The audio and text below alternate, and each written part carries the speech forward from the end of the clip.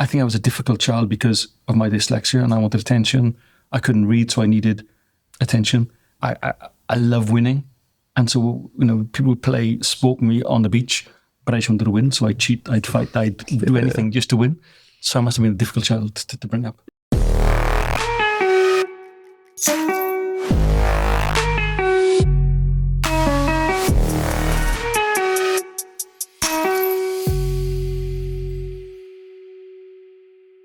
Right, hello. Welcome back to another episode of the podcast Chatzzz. And we have a very, very special guest today. Andy. Welcome to the podcast. That's very kind of you. Yeah, very special. We've known each other, what were you saying, past 6 years? Yes, yeah, 6-7 years, yeah. Yeah, long time ago, and a lot's changed since then, hasn't it? 100%. Yeah. For both of us. 100%, yeah, crazy. And I've had a lovely tour of your facility today, which is massive. Yeah, and it's a shame you don't drink. Otherwise, I could have plied you with booze to make it even easier on me. That's true. It's a big interrogation today, but I've got lots of squash, haven't I? 100%, yeah. So yeah. Yeah. So we've kind of like kept in touch, but like message now and again, don't we? And I followed you on all your social media channels. It's been really lovely to see how you've grown and what you've done with yourself. It's really impressive. Well done. Thank you. Yeah. And obviously did a podcast with Laura a month or so ago, and then we were messaging on Instagram, weren't we? And said, we need to make this happen. So yeah, I was gutted you went to Laura first, but I am on brand with Laura. Yeah, true. The thing, yeah. What do they say? Oh no, this is going to sound. Hopefully, Laura doesn't listen to this. First the worst, second the best. 100%. Yeah. Hopefully, she doesn't listen to this because I love you, Laura. Yeah, we did. So yeah, here we are. Oh, actually, one thing I haven't prepped you about for the podcast. Oh yeah. It's not that bad. Okay. If you introducing yourself, yes, to somebody new, or like say if you're in a taxi and they ask like who you are, what you do, yes, how would you introduce yourself for the first time? Would you say? Oh, sure, I would. I'm Andy. Pleased to meet you. What do you do? Type of thing. Yeah. They won't want to talk to me about what I do. I just make booze, and that is soft drinks. That's it. I'm Andy. I make soft drinks and booze. Yeah. Yeah. Oh, nice. So then, right, let's go into the 3 facts that I gave you about 2 minutes to prep for, and I feel bad for that. I should have messaged you about it. Okay, not a problem. So probably the 3 facts that people either know me will understand, or perhaps suddenly the things will come to life as to, wow, that makes sense now, yeah? One is I'm highly dyslexic. And so in school, I was always on the thick table, and it was only until I got married to Catherine that she kind of said, wow, you're intelligent and you're dyslexic. And so I kind of went through school and university, being somebody that I thought was intelligent, but couldn't read or couldn't write, yeah? So did you find that out later in life you were dyslexic? Yeah. Okay. So my dad had a brain the size of a planet. My mum was kind of a nursery school teacher. But when we would read together, words would just get totally muddled up on a page. And so I couldn't read until I was probably 9 or 10. I think that's why I became a bit of the class clown or the class comedian, and I focused so hard on rugby was to be accepted, I suppose, by my peer group. And then when you look back today, there have been help, support, all that stuff for me. But I was on the remedial table with people that had a little green snot, and I was thinking, what am I doing here? But it makes you stronger. Yeah, I was going to say, that's crazy, isn't it? Because I suppose you've never known any different, have you? And it's just... No. And your mind works differently, so you kind of have to read a lot. And if I don't read them, my words get totally mixed up. Okay. But it also, your intuition to things is a lot more astute, I think, Yeah. You can feel things. Yeah. So do you read on a regular basis? And I have to. So, and if I don't read on a regular basis, what's probably been really bad for me, and Catherine, my wife, tells me is... TikTok and Instagram, because it's small feeds now, and I've stopped reading so much, and she can tell that I'm not doing the stuff that I should be doing, so she's trying to get me off TikTok, and as you know, I'm a bit of a sensation on there. Yeah, you are. You must be the most famous dad on there, isn't you? Probably the only one dad on there. That's why I can be famous. I keep on telling Laura that I was, my viral went... My first video went viral, and she's always been searching for that moment, but never got it. I've dropped the mic and moved on now. Just want to see more like you Exactly, see. yeah. Maybe one day, It's tough on the dad's a genius. Yeah, exactly. It is. Oh, we're slating Laura too much in this podcast. She'd have turned off by now, wouldn't she? Yeah. It's not about her, so she's gone, yeah. Oh, no, that's cool. That's interesting. It's very interesting. And then what about the second one? The second one was I was a policeman, my first career, but probably was the worst job in the world for me. Somebody that doesn't like rules and regulations, and somebody that doesn't like filling in forms because I'm dyslexic. So I only lasted 6 years. Yeah. It took a young man that was naive, innocent, and kind of made a man. Some of the things that you learn in the police force are horrific, but you learn how to talk to a prostitute or how to talk to the bank manager in the same way. I think that it brought my confidence, my people skills on. But, some of the things that we dealt with were, horrific. On the first day, a lady stepped in front of a train, and I could pick up all the pieces except the head. That was horrific, and it makes you hard. Yeah, I can imagine. My brother's, he's a police officer. Okay. He's been maybe 2.5, 3 years, something like that. And has it changed him? Yeah, definitely. I think my opinion on police is it's a difficult job, isn't it? Because you're dealing with some of the worst kind of people at the moment. Bottom 2%. Yeah, and then also a lot of people hate you because you're a police officer. So it's where do you get the reward? And you typically don't get paid very well when you're first starting out either. 100%. So yeah, I think maybe he's a bit more negative than he used to be, I think. But it's something that he's always wanted to do. And I think you need people in the police like him because he loves what he does and 100%. That kind of thing. 100%. But yeah, like I say, that first day on the job, that sounds like an eye-opener completely. He doesn't really share that much stuff with me, but yeah, he's seen some crazy stuff. Yeah, it is. And luckily for me, you couldn't film things like you can today. Otherwise, I'd have been in a lot more trouble. And Snapchat or whatever, exactly, TikTok videos. Yeah. So yeah. What made you go in the first place then? Okay, so I wanted to play rugby for Wales. Yeah. And a way of getting a secure income for yourself was to join the police force. Okay. So South Wales Police had a fantastic team, full of internationals. And so I thought a way of getting, an income for myself and also playing rugby was the police force. It was a perfect combination for me, Very nice. And then... But then I discovered booze. Yeah. I discovered food. It all went horribly wrong for me. The rest is history. Exactly. And what was the third fact? So I was once 8th fastest in the UK for sprinting. What distance? 100 meters. So you talked on about 100 meters before, yeah. 8th fastest. 8th fastest, yeah. And I ran against a guy called Alan Wells, who was a gold medalist. And I thought, I'm never going to be able to go into the Olympics. And so I used that in rugby. Yeah. What position did you play in rugby then? On the wing. On the wing, yeah. You must have been rapid then, were you? Just give the ball to Andy and he's off. Yeah, well, perhaps the boys that will listen to this will tell you that, I never got my shorts dirty. I was always on the wing scoring the tries as the only boy, yeah. That's what you want though, isn't it? Yeah. Just pass me the ball, yeah. 2 yards from the line. Just put it down, exactly. Yeah. Get all the glory. Oh, okay. So I reckon let's go back to a little Andy. Okay. What you were like growing up. Any first memories? What would your parents say about you or anything like that? Do you know something? I'm at this... for my 60th birthday, I know you wouldn't think it. I know you wouldn't. You don't. Thank you. Catherine took me back to Saundersfoot, where we used to go on holidays. Yeah. And my mum and dad always said, who stays in St. Bride's Hotel? Because we didn't have much money. So Catherine bought a night away and I could go and kind of re-step my steps as a young boy, 6 years old, and try and go and speak to him and tell him it's going to be okay. Because at times I didn't think it was going to be okay. Yeah. So it was nice to go back and just relive kind of the good memories and the bad memories as well. I think I was a difficult child because of my dyslexia and I wanted attention. I couldn't read, so I needed attention. I love winning. And so, people would spoke me on the beach, but I just wanted to win. So I'd cheat, I'd fight, I'd do anything just to win. So I must have been a difficult child to bring up. That's interesting, isn't it? Yeah. Because even... like we were saying about the school kids' sports day to Arabella, make sure you win.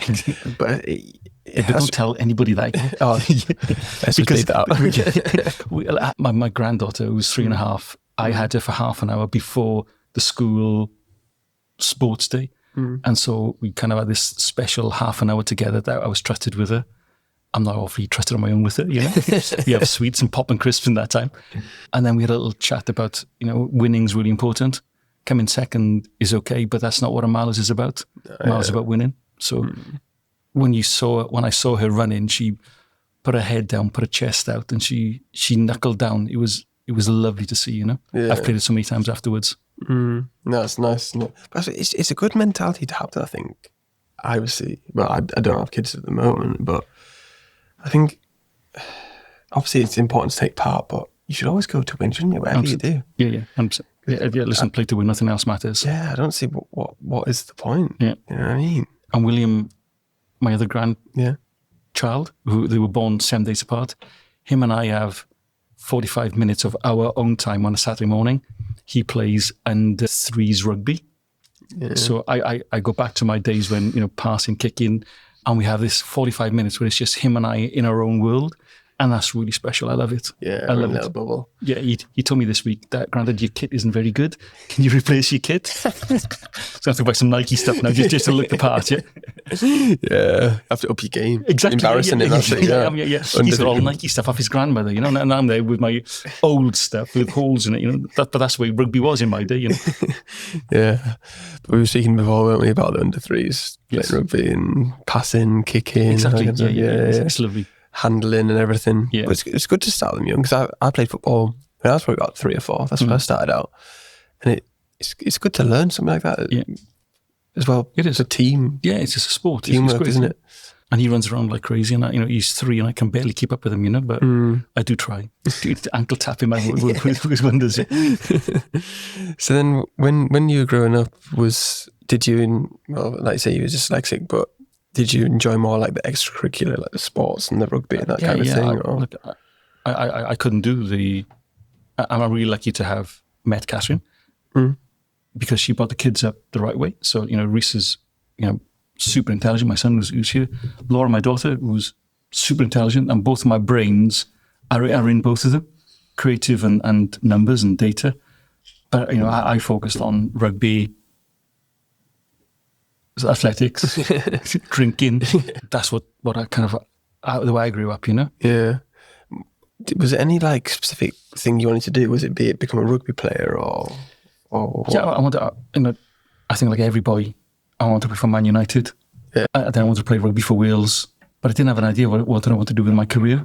It's just kind of the police force kind of fell into my lap. And then when I left, I was like a rudderless ship for a while. And that's when Catherine said, you know, you're bright, you're intelligent. Why don't you go back to university? And then I went back and got my MBA. Yeah. And kind of my career started then, you know? Because I was going to ask earlier, but I wanted to leave it for in the podcast. So when you were leaving the police, what made you actually leave the police? I know you said obviously the structure and the rules. The structure and the rules didn't really agree with your personality and that kind of thing. So was it more like, oh yeah, this is probably not for you? Yeah, 100%. And they didn't like me and I didn't like them, you know? And I told you a couple of stories that can't be shared. were a bit wild. And so I think it was the right time to go. Yeah.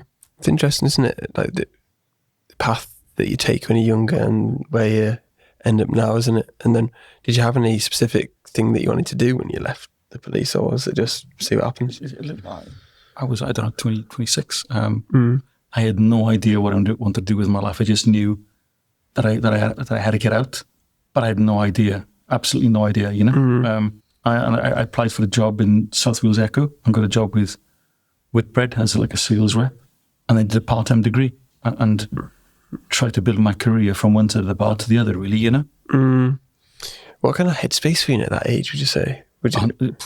I wasn't. It was going out, drinking, partying, that kind of thing? 100%, yeah. Yeah, and I think my mum and dad couldn't accept me because I wasn't who they wanted me to be, and I couldn't be who they wanted me to be. So, you know, I had a tough relationship with my mum and dad. Yeah, I suppose that'd be difficult, wouldn't it? Because you just want to do what makes you happy at the end of the day, isn't it? And they probably just want you to like be safe or secure in your life and that kind of thing, which you get both parties, don't you, I suppose? Yeah. But yeah, I think 20s is a funny age.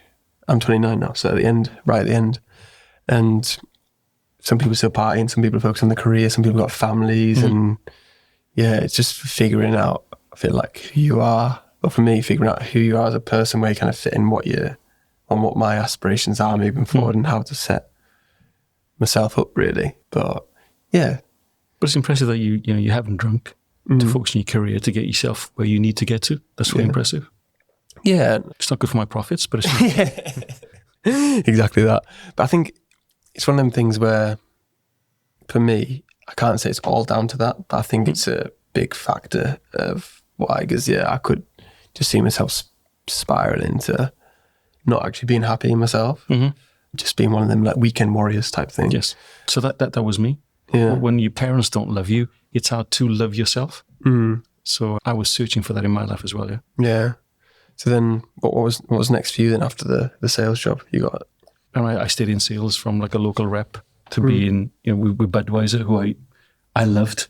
Then went to Bacardi, Jim Beam, and then I set up my own business, kind of doing turnarounds, and I really enjoyed that. That was fantastic, and that took me to a company in Holland called Turank, and that took me from being somebody that was a commercial sales and marketing to actually learning how to make liquid, and that's where I fell in love with. That's what I love doing is making liquid.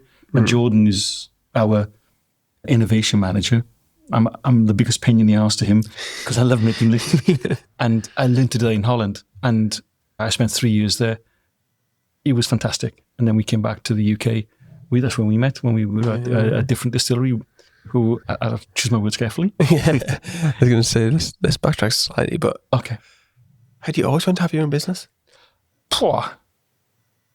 So you say you went from job to job to job to setting up your business. Yeah, I think I forget, I was talking to somebody this week and I wanted to develop myself. So I think in sport, you want to be the best and you can judge yourself because you hit your personal bests or you're scoring the most tries or you're hitting, a speed that no one else has hit or whatever. But in business, when I joined, I felt as though I was 6 to 8 years behind everybody else. And so I flicked jobs to get training. So, Budweiser gave me fantastic training. I had an amazing boss called Caroline. Then I went to Bacardi and they kind of trained me, and I had an amazing boss there, John Burke, who was fantastic to me. And then in Holland, I had the owner, Toon, who really kind of took me underneath his wing. And that's all I wanted to do is train and develop myself, trying to better myself to learn more and understand more, So no, I've never wanted to have my own business. I was just looking to better myself. Yeah, okay. So how did it come about then, setting up? So in Holland, I wanted to buy the business. I was desperate to buy it. I loved it over there and I loved the people, but it wasn't to be. And so we came back, Reese and I, because Reese joined me over there, and we thought, what are we going to do next? I know how to make liquid. We got some great contacts. And so Reese and I thought, well, let's do it ourselves. And we searched for some premises in South Wales. We couldn't find any. And then I sold some gym equipment to the leagues in a previous life. And kind of the rest is history. It was our idea, our concept, our business plan. And the concept was we'd have Hensel Castle as the brand, and then we'd have a contract bottling place like this alongside it. But the culture between the both companies wasn't right. And so we parted company. They kept all the Hensel, and we've now grown Mallows, Yeah, that's cool. What about liquid then? Did you fall in love with? Because I see the passion in your eyes, and your eyes light up when you talk about it. So, what was it when you're in like the Netherlands that you thought, oh, this is a bit of me? Yeah, it's hard to explain really, because I worked for a wine company called Southcope, and I had an amazing boss called Jeffrey. And this is a true story, yeah. So believe you. Look into my eyes here. So Jeffrey, I came from Budweiser and Bacardi, and my taste buds were really bad. And every afternoon, he'd take me downstairs into the cellar, and we'd be sampling wine together. And I was known that my taste buds were really bad. And then he'd be saying to me, "Can you taste the saddle soap?" And I was thinking, Jeffrey, just taste red wine. I'm getting. I'm getting it now, Jeffrey. Oh, yeah. And I couldn't get anything. Yeah, and Catherine bought me a book, and I learned the book. Anyway, we went to pass my whatever it was, like a diploma in wine tasting, and we went into the room, and Jeffrey was there as one of the judges. But I saw in the corner like the bottle of Rosemount that we were selling. So I knew what the wine was. Yeah. And so I made this whole cock and bull story about I could taste the grapes, Jeffrey, I can see a south facing, all that stuff. And he was so proud of it. Yeah. But I never told him until now what I did. So then when I went to Holland, I always had this impression that my taste buds weren't very good, but they weren't good against a master of wine. And of course they're not going to be. Yeah. So, I loved, and Holland was the place, the site, the location where you go to get liquids made. I don't know why, but every major retailer, Tesco's, Asda, Morrison's, Aldi, Lidl, all came to Holland to get their stuff made. And we were fortunate enough to make it for them. So when they would come over and do a honey bourbon, and they would show me how they make the honey bourbon, I thought, oh, wow, this is really cool. I really enjoy it, you know? And then this is how we make an amaretto. This is how we make our cocktails. I thought, wow, love it. That's what I fell in love with, is tasting alcohol or flavors, putting them all together, making the combination, and then understanding how much sugar goes into it, how much alcohol goes into it, and how do you make that come to life in somebody's mouth, Yeah. It's full on like potion, isn't concoction of everything. It's down there, as I said, it's not like a romantic place. It is a chemical factory. That's what we've got. We take liquids, put them together, put them in a bottle, and how quickly now we can get it out. And Ray, our production director, has taught me loads again of how you make yourself efficient. How do you get the people on each line doing what they want to do, but in reality, it's doing what you want them to do. Yeah. To make them think that that's what they want to do. Getting their ownership, and the ownership is starting to come now. Where, as an example, today the line's been down, but they've gone and fixed it themselves. That's good. Whilst Ray is selling himself, leaving us to do all the hard work. He actually wants holidays. You can't believe it. That's terrible, Exactly. isn't it? Yeah, he's lying on the beach having a cocktail. He doesn't drink actually either. Ray doesn't. Oh, really? No. Boring. So when you came back then, like say, and you pitched a business plan, and then so how did this place come about? What was kind of like the thought process behind it? Obviously, you've been doing it for a couple of years anyway, but going by yourself, like say having the massive operation is now. Yeah. How did it kind of come to fruition? At the time, it kind of broke my heart, and we had a bitter divorce. Yeah. And at the time, I was in a dark, black space, and kind of said, "No, Dad, we're going again." And when you look at it, he was 26, 27 then. He had fire in his belly, and I was a little bit broken. Mm-hmm. So he found this place, which was, when I first saw it, I thought, wow, it's absolutely incredible. We're never going to fill this. Yeah. And we had a little line making miniatures for Marks and Spencer's. Well, I thought, yeah, wow. And then line 2 came live, line 3 came live, line 4 came live, line 5. And then you think, wow, now we can do 100 million balls a year. We're way off that, man. But, the capability is here. But it's probably down to Reese at that moment in my life saying, no, Dad, we're going again. Let's spin the dice again. Mm. Do you think you wouldn't have done it without Reese? No.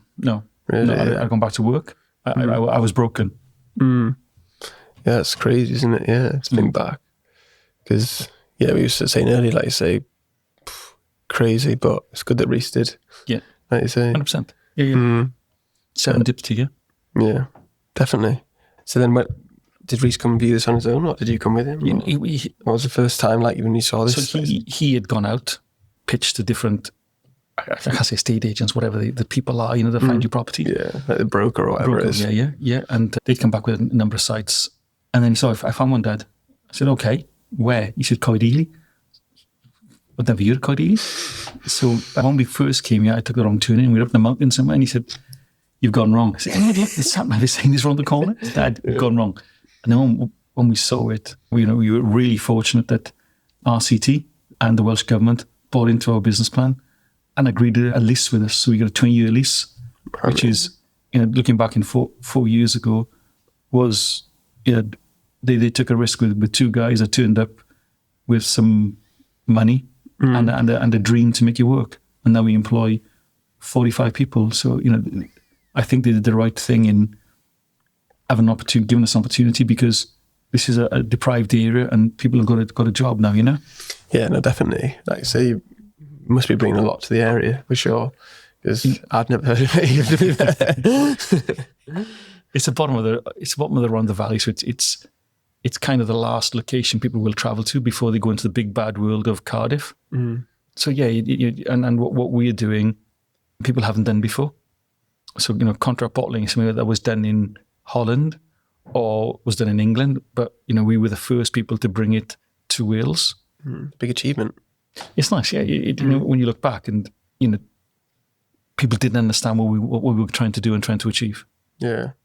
No, and then like you say, what's it been like the last 4 years for you? How did things kind of like? Yeah, you telling me when we were down there earlier. Yeah, the first couple of years. What was that like? Obviously, from seeing this place to installing the line and then how was it like growing it from the ground up? So the first 2 years we didn't take a salary out. Our philosophy was staff eat first, and then when it's profitable, when we get to a place, then we'll start to pay ourselves. And we're paying ourselves a little bit now, but not. We go and get a job tomorrow somewhere else and then double the salary. Because I was saying to you as well earlier, a lot of people wouldn't think that, would they? Or they wouldn't necessarily from the outside looking and think, oh yeah, it's all right for them. They've got a big premises. They must be earning loads of money. But there is sacrifices of things that you do along the way 100%. For the long-term vision. Because being a business owner, you believe in yourself and more than anybody else will, and you just do whatever, believe in that vision. Yeah. My wife's a teacher, so she was putting food on the table, and I'll always be grateful to her because we couldn't have done it without her, And when we turned up here, it was an empty shell, so we had to put lighting in, I put the flooring in. The first bits of equipment that we got was second hand, so we just had to get what we could and refurbish it and bring it in. And now we're buying brand new, and you can see the difference of a brand new line against a second hand line. It's so much easier. But you had to wait then to get machinery, and if you remember after COVID, chips were hard to come by, so everything was on a 2-year waiting list. So we could either waited 2 years or got on with what we were trying to do. Yeah, because you just started this was it mid to end of COVID? It's at the end of COVID. Yeah, end of COVID. Yeah, so much has changed then, hasn't it? Everything was during COVID. Reece got his BEM or whatever he got from the government. Yeah, I did all the hard work. He got all I've seen that. Yeah, nightmare. Yeah, and then all right, him. Yeah. He comes along and then he goes to the King's coronation. Yeah, don't even got a sandwich. Nothing. Not even a sandwich. Nothing. No, nothing. Nothing. So, terrible.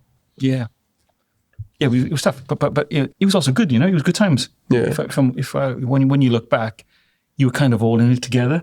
The staff that were with us, 90% are still with us. That's nice, isn't it? The boys kind of stuck in. They knew that we didn't have money to waste on X, Y, and Z, and so we made it work ourselves. We lived off the land like Nike. Yeah, it got to be done, though, isn't it? It got to be done. And then how have things kind of like kicked on, would you say, in the last year or so? What's been, because like I say, there's been obviously some difficult times over the last 4 years, but when do you think was the moment you thought, really starting to see some progress here, and yeah, it's just definitely got legs for sure? I don't think I can pinpoint that. Yeah. I think, DPW, we had £1 million investment where we could go out and buy new lines. That was like, a bit of a life-changing moment. I can imagine, yeah. So that line 1 is not brand new. That, but then that's brought more kind of complications because now we've got a beast downstairs that needs to be fed. So Lidl gave us our first big break, and they've been absolutely fantastic with us. They've grown us and helped us to grow. If that makes sense, they worked with us. Do you know what I mean? Yeah. Yeah. They could have come down and beaten us up, kicked us, punched us because sometimes we weren't the best supplier, but they didn't. They've really worked with us. With Aldi on Friday, where, we've had some issues, but again, they came down and we talked everything through, which has been lovely. And then we've had other contracts like Papa Salt has come, with, Margot Robbie's gin. Reece has got a mobile number. They won't give it to me though. I was going to ask for that as well. Yeah, it really does. Yeah, she would answer the phone to me. Who's this idiot? Yeah. And then we've also broken into soft drinks. Yeah. I think when we first came back, duty was £7.20 a bottle. It's now £8.90. And you can't push those cost increases fully to the consumer.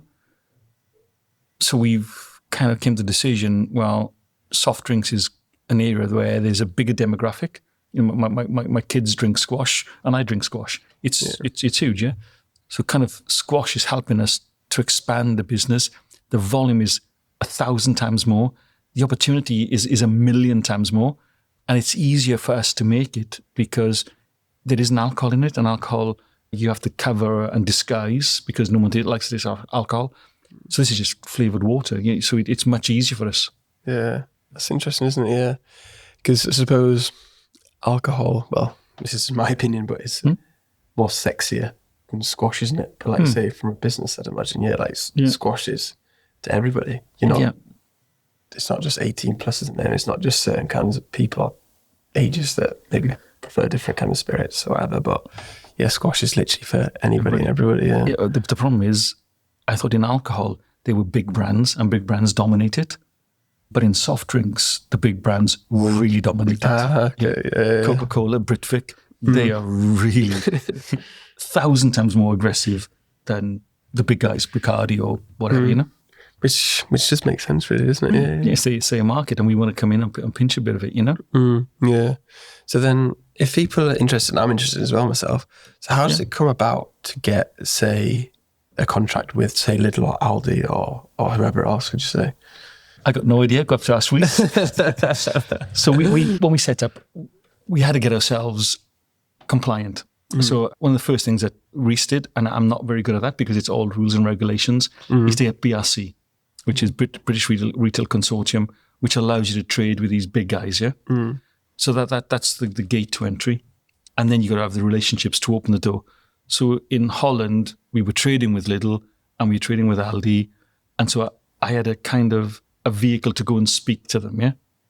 But then they came to site, had a look around, inspected us, and we were fortunate that they kind of said, okay, we'll give you peach and coconut, and it kind of went from there. So it's kind of you've got to have the network or the black book to get out those contacts.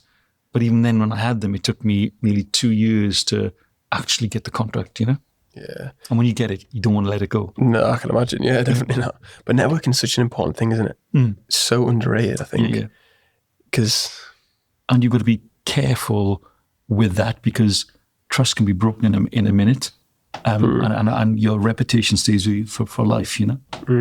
Yeah, because it takes a long time to build it, doesn't it? 100%, yeah. And then, like you say, it could go in an instant. So, yeah. And then you said you love liquid. And you were showing me how it all works as well. So could you explain to people how that kind of process works for like getting it in and then how you, like, I think it's such an efficient process that you've got down there and then like sending it out. Yeah. If I did that, I'll give my secrets away. Don't give your secrets away then. That's right. Also, there's still some customers that we need to go and win. Yeah. So Tesco, Sainsbury's, I want to go and win. And also more international customers, I want to go and win. So, you know, kind of we're not finished yet. We're trying to break in to these big guys on a local level, but the local guys don't really understand who we are. And so we've got to try and educate or go to a buyer that can actually understand what we do and how we do it. But it's really simple. Our business model is simple. And then I'll explain what we do here. So if you came to us, we have an in-house designer, Andy, that can design the labels for you. George can design the liquids. Reece then takes over and can source the bottle, the label, the cap from our international customers. And so we can be really cost effective. We can produce it downstairs really efficiently and store it in the bond. So you can either have all those services or you can have one of them and the cost depends on what you do. But in reality, what we do is bulk liquid comes into us. We don't distill anything. We buy the liquid in. We then make it into the liquid that you want to by adding water, base liquid, vodka, rum, gin. Yeah. Then we bring it down to bottling strength. So it comes in at 96% ABV. Take it down to whatever it needs to be, 40%, 37.5. Jordan and his team then add the flavors and the sugars to make it into a drinkable product. Ray then gets it into the bottle as quickly as possible.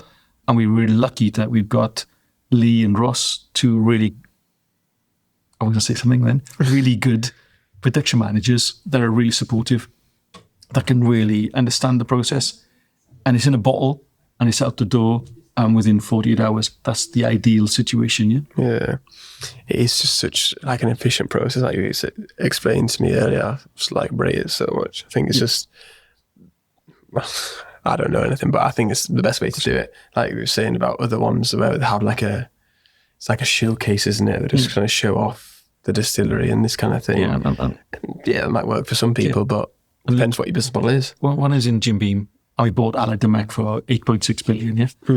The most unprofitable products were the ones that were maturing in a barrel. So Lafroig, Courvoisier, they were the least profitable, but highest cash margin. And I always thought, what I want is something that gets in a bottle and is out the door, because that generates more profit, smaller, but a lot more, you know? Yeah. And so it's momentum, isn't it? Yeah, that's what we kind of got to focus on, is how do we get liquid in a bottle and get the cash in as quickly as possible. Yeah. No, it seems to be working, which is good to see. Yeah, definitely. And which products have we got on here that do we want to talk about them? I think this is... So my auntie, I'm from Swansea, and we always went to Castle Bay. So it's a Malibu alternative. Yeah. So it's a coconut rum, which is lovely. Wagwan is one of the biggest bottlers that we've got. They're a company in London. Yeah, two entrepreneurs that I love them. Margot Robbie is, everyone's heard of her, haven't they? Everyone knows who she is. Yeah. Personal friend, yeah. Yeah. She came to bottle just for me, you know. Yeah, I thought so. Yeah. Splash on the brute when she comes. So take that bit out.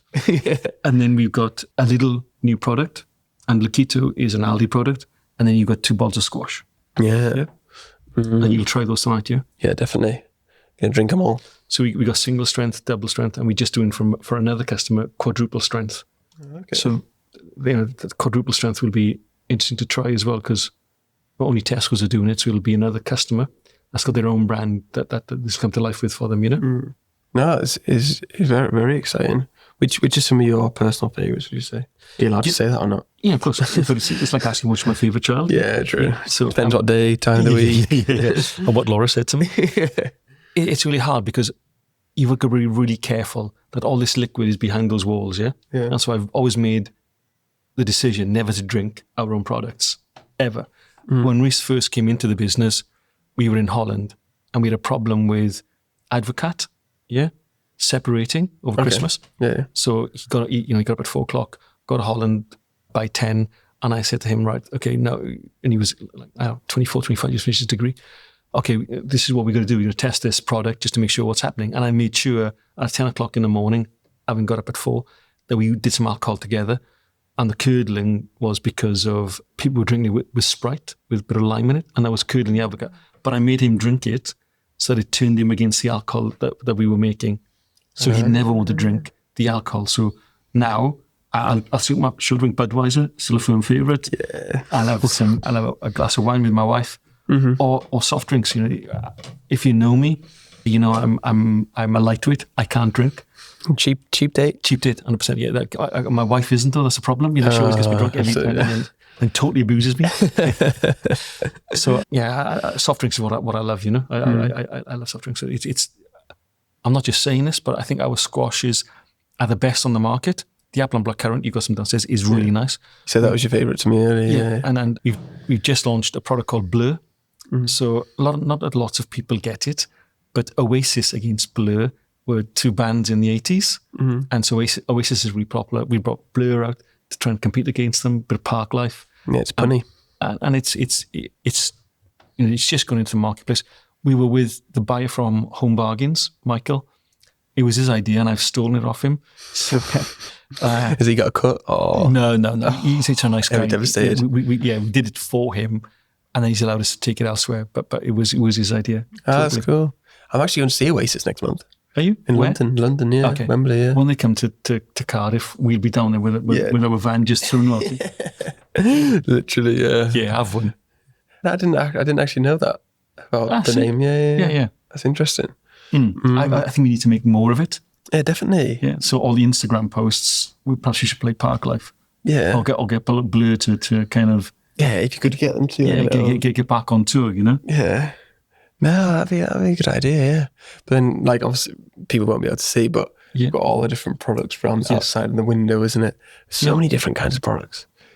Yes. So there's gin and juice of just doing it at the bars in Cardiff. Yeah, no, gin and juice, yeah. Just back in the day. Doing those. Bullion rum. Mum and son from Swansea, doing really well. Really respect them, working really hard. Yeah. Got the Aldi products, and then you got all our brands, you know, rum, gin, bourbon, our toffee vodka, Red Diesel. Red Diesel, yeah, that's a fun one, isn't it? Yeah, and there's thousands of more, yeah? Yeah, literally. But it's good how you explained to me earlier about splitting the business, isn't it? To different sections. And your goal, isn't it, for the next 20, 30 years to try to build the brands, your own brands, isn't it, over time? And if I'm here, Adam, you will be, definitely. Yeah. You look good for 60. I can't believe you said you were 60. Yeah, crazy, yeah. And you don't drink as well. That's even better, isn't it? You know, so you see me through rose-peeled petticoat. Yeah, literally.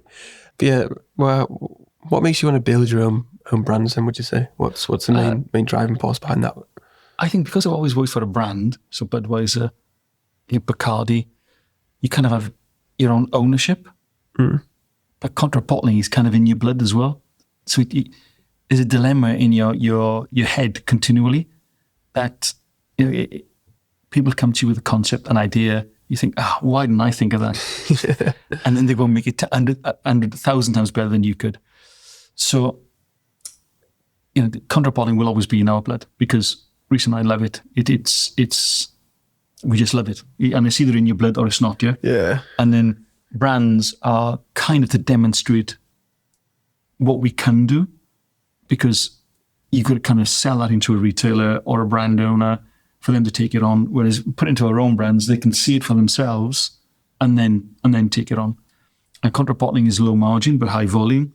This has got a lot more margin in it for us. So if we could have a business that's filled with our own product, we would be highly profitable. Whereas when you're contract bottling, you are watching the pennies. Yeah, which makes sense. Yeah. So if you can take that mentality of you're watching the pennies into a highly profitable area, that should allow you to be. It's a good mix, isn't it?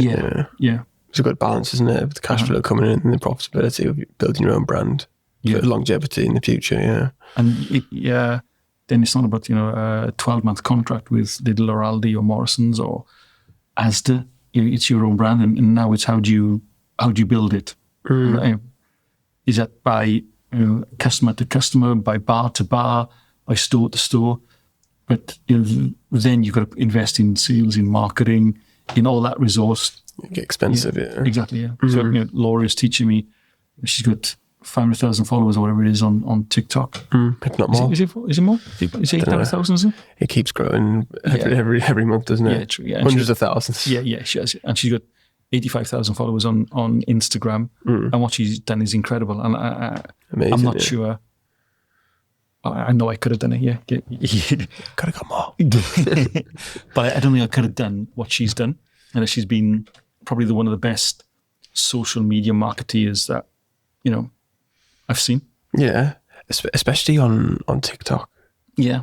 Like from standing start to what she's done on that platform has been crazy. Yeah. And she was the second person to do one of the mega lives on TikTok? Yeah. When they introduced it? Yeah. Which is crazy. Yeah, and she took mega money that day, Yeah.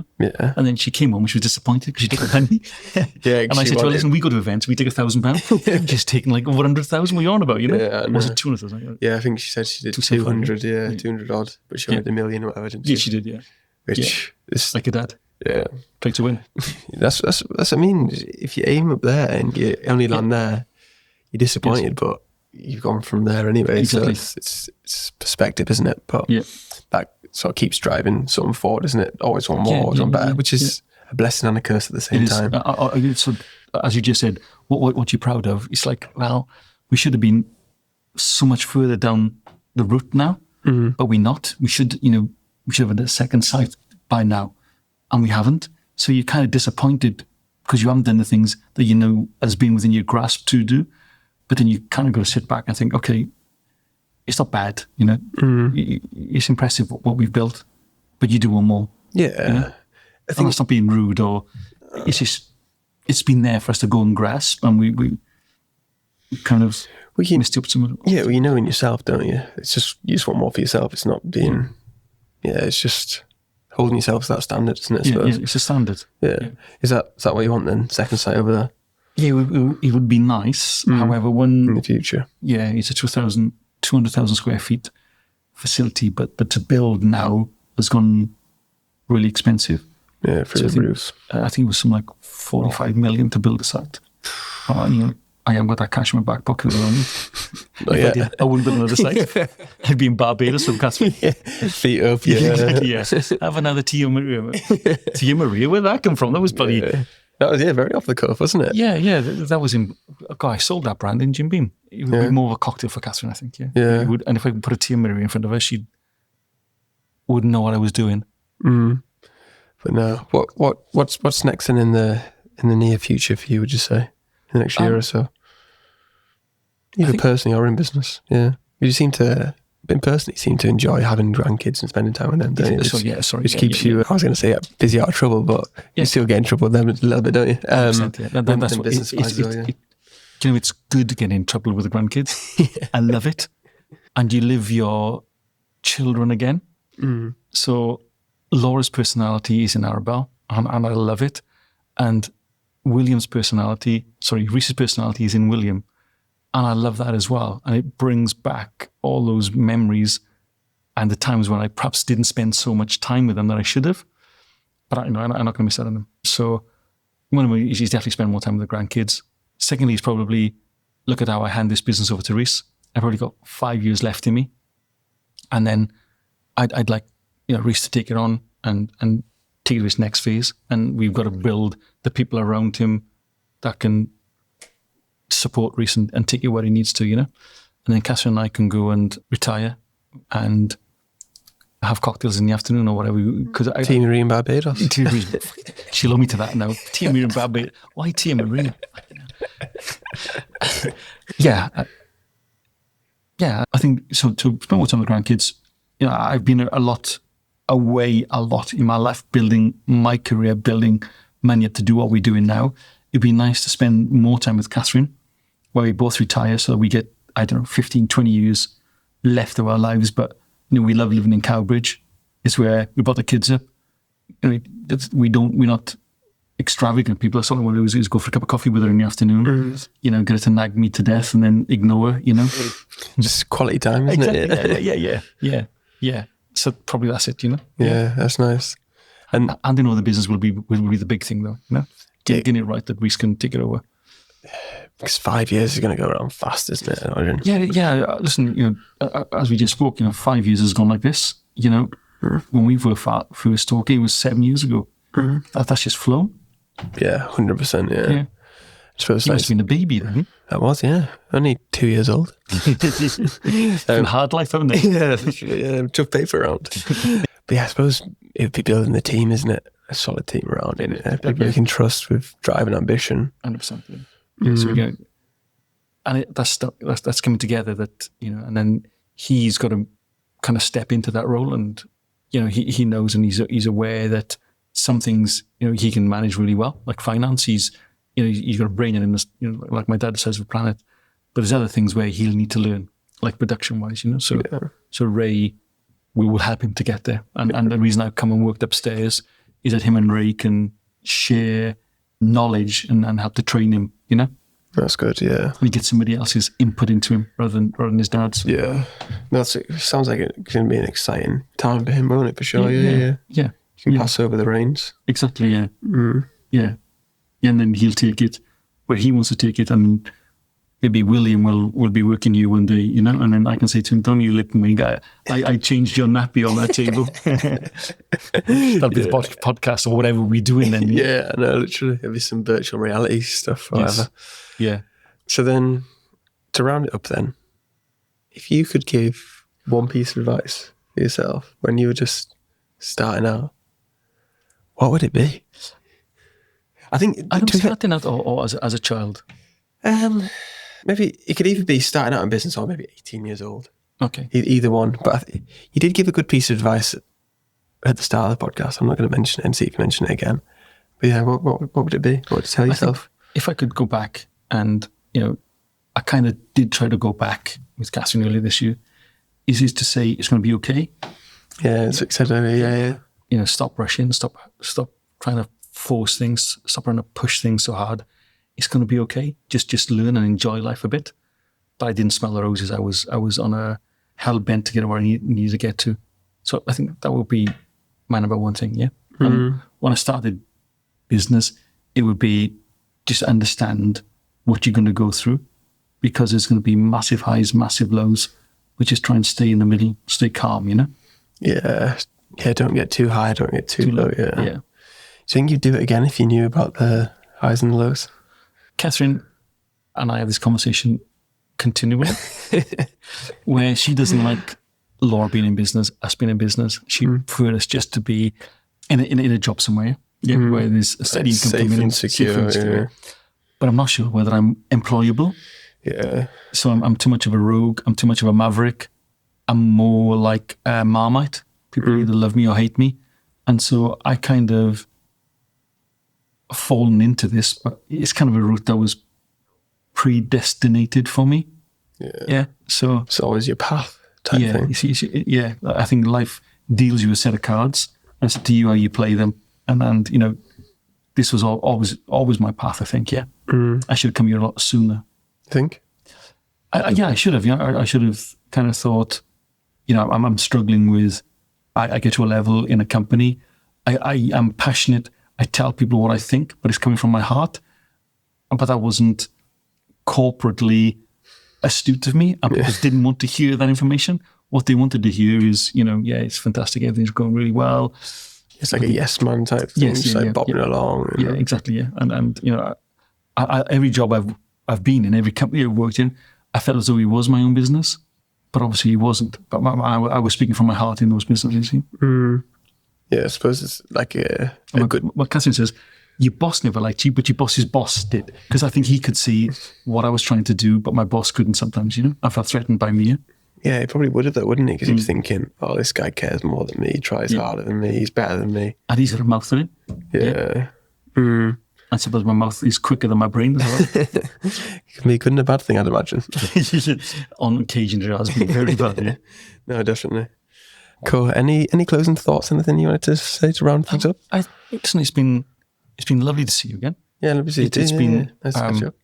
I've kind of kept tabs on you, but at a distance, and it's been lovely to have a chat, and the podcast has been really good, mate. So I'm really proud of you. And ChatGPT is the next big thing. It definitely is, yeah. So I see you doing that next, but I have a date with ChatGPT every Tuesday evening when Catherine does a marking. I am absolutely hooked on it. Oh, really? What do you use it for specifically? Everything. Everything, okay. Yeah. I use it. TikTok has taught me how really to communicate with ChatGPT. So, there's this sequence that, well, you can tell that, people that, not me, but I put it into different formats. As you're the commercial director, you're the HR manager, you're the managing director, and then ask it the question and then get it to recheck what it's said to you. I find it incredible, Yeah, because one thing I enjoy doing is creating like a board of directors.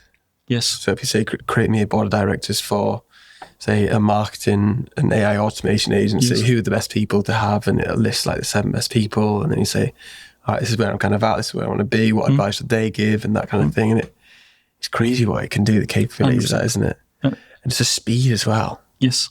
And we're about to launch Mallows Moments. So I put that into ChatGPT. Cassie was doing some marketing on a weekend, so I thought I want a project, and then we met with a marketing guy, and he said, look, moments is what customers are about, what consumers are about. So I put that in, and then it came back with a whole concept for me.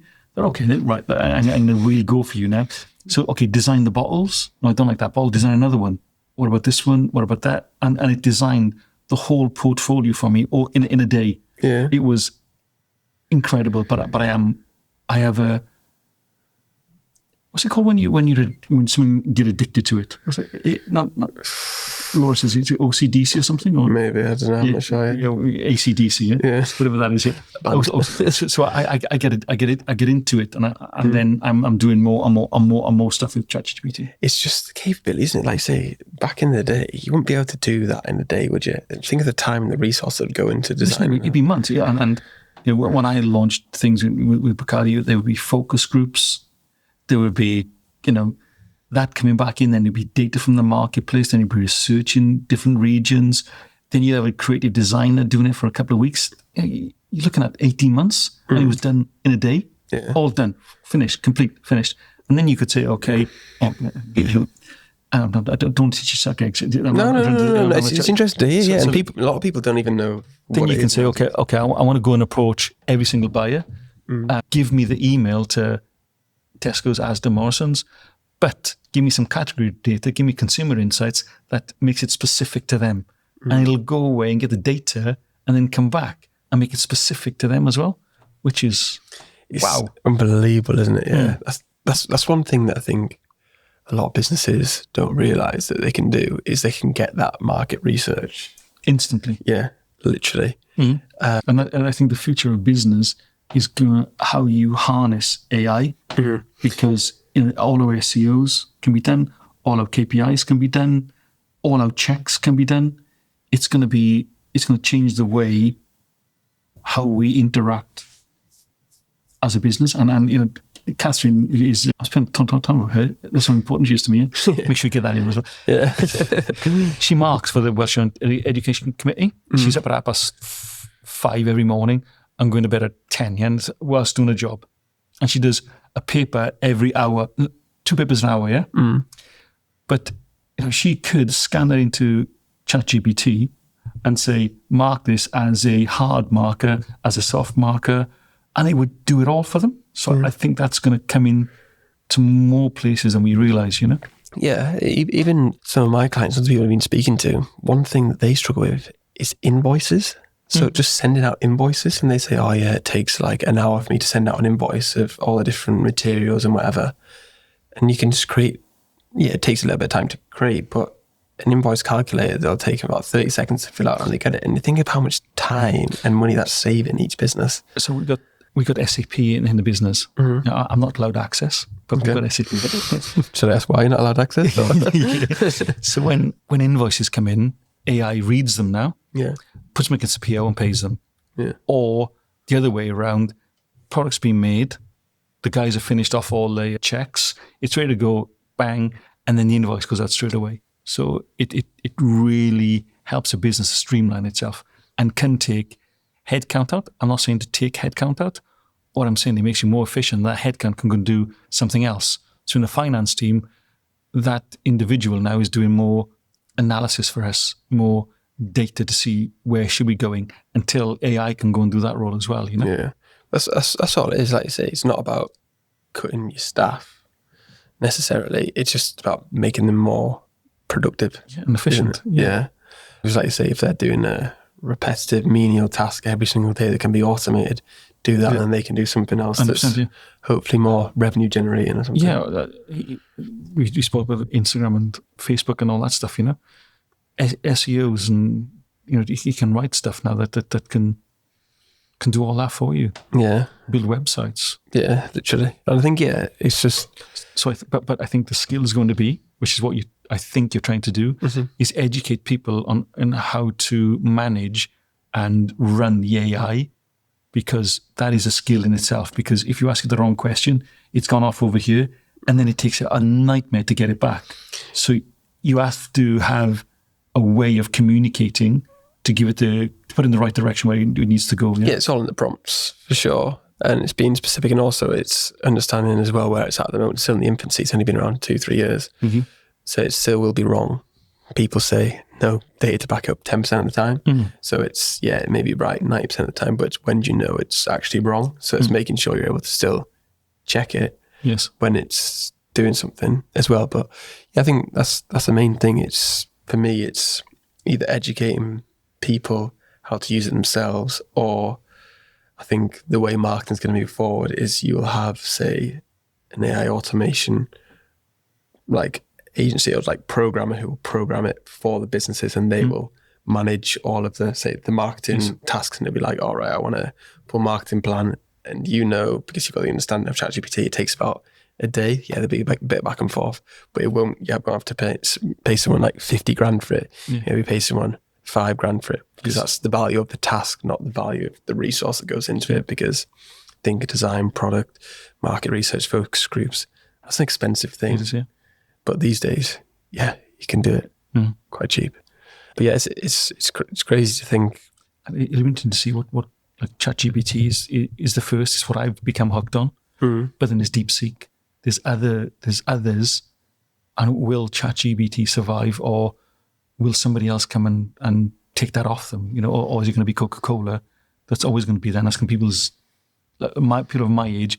We probably always have ChatGPT because it was the first. Yeah. And then we've built all our history up in it. Yeah, your memory and stuff, Because the thing is, for me as a business owner, I talk about me now, but so the videos and the content is still the core of my business, and what generates me all my cash flow and the creative and that kind of thing is, when I first started out, I was getting businesses on social media, and now a lot of businesses on social media, they're not doing video marketing, which is the most powerful way to market a brand and a business, in my opinion.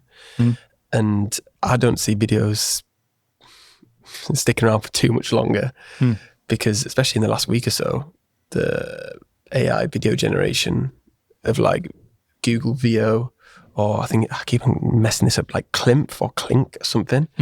It's crazy what it can generate with prompts. And I just think, my girlfriend always says to me, oh yeah, I just couldn't imagine like buying a product from an AI video. But back in the day, could you imagine buying products from looking at influencers or creators, that kind of thing? That's what's happening now. So in the future, it'll probably be, I don't know, a character, a mascot, an AI, something that sells you something like that. So it's just about me future-proofing my business and trying to help other people understand that they can become more efficient, more time conscious, and actually have a better output to hopefully make them more money, because all these big businesses are doing it already, aren't they? The massive multinational corporations, but the small businesses that are struggling, cost of living crisis, rates going up, whatever, new government in.